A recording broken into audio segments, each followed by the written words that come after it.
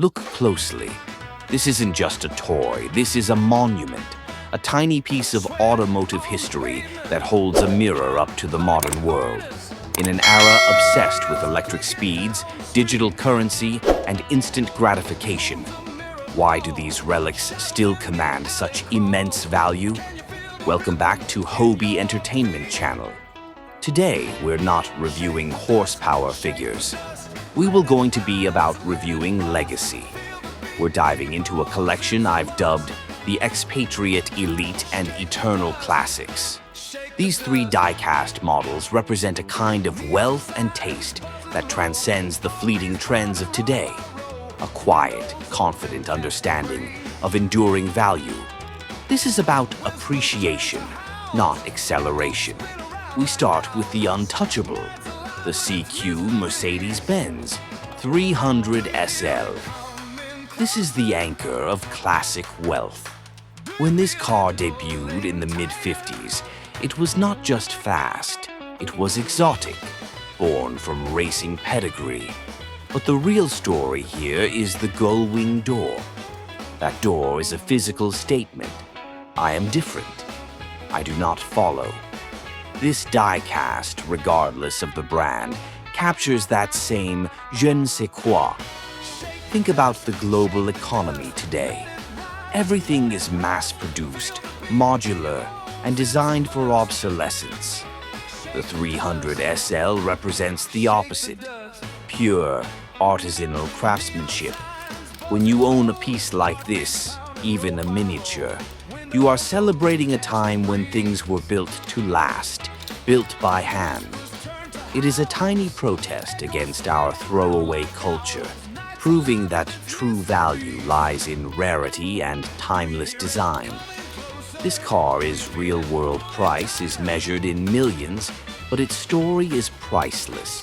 It validates the owner's pure taste, not just their bank account.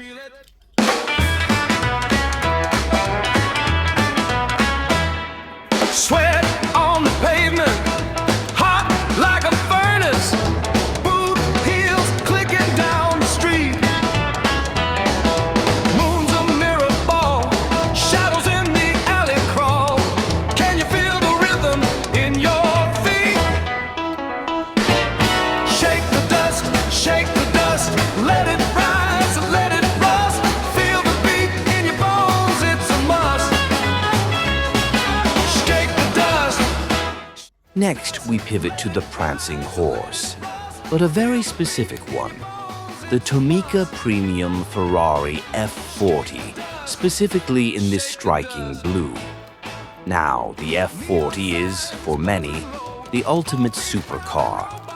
Built to celebrate Ferrari's 40th anniversary, it was the last car Enzo Ferrari personally approved. This car was not built for comfort. It was raw, twin-turbocharged fury.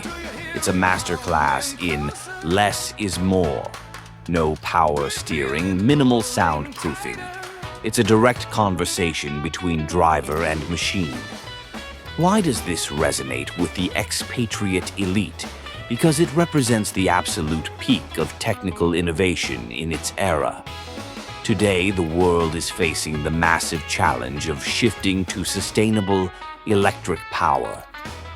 The F40 is a powerful reminder of the incredible engineering heights achieved by the internal combustion engine. It's a nostalgic nod to human ingenuity, pushing boundaries just for the sake of being the best. And the blue, that's the subtlety.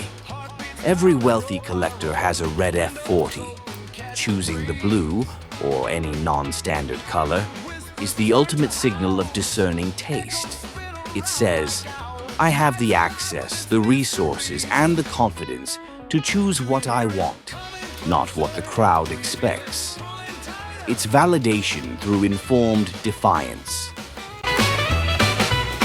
Do you hear it coming closer? Do you feel it pulling tighter?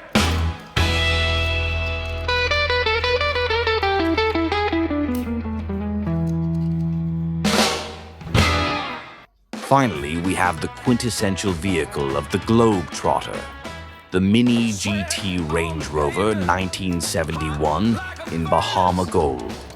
This is not the flashy, digitized SUV you see today. This is the original. The Range Rover was invented to be two cars in one, a luxury saloon on the motorway and a Land Rover off-road. It allowed the elite to travel in absolute comfort, whether they were commuting to their city office or exploring their sprawling country estate. Environmental responsibility and the spirit of adventure.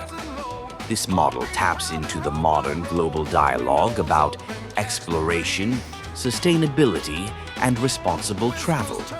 It embodies the spirit of adventure, the ability to go anywhere, but its classic form reminds us of a simpler, perhaps less wasteful time. It suggests a collector who values capability and heritage over sheer brute force. It represents the kind of wealth that is quiet, purposeful, and self-sufficient. It says, "My success gives me freedom, and I use that freedom to experience the world, not just to show off in the city."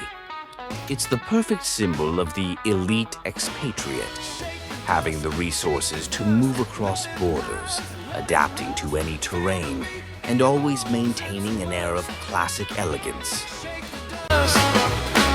Shake the dust. Neon signs buzzing low, heartbeats pounding row by row. Windows open, catch the breeze. Whispers turn to howls, echoes spin around like owls. Nights alive with its mysteries. So, there you have it. These three tiny cars, the unattainable 300 SL, the defining F40, and the pioneering Range Rover, they are more than just die-cast. They are chapters in a larger human story about ambition, lasting value, and the things we build that withstand the test of time. They teach us that true wealth isn't about what you buy now, but what you choose to preserve. Which of these classics speaks most to your own goals for enduring success? Let me know in the comments below.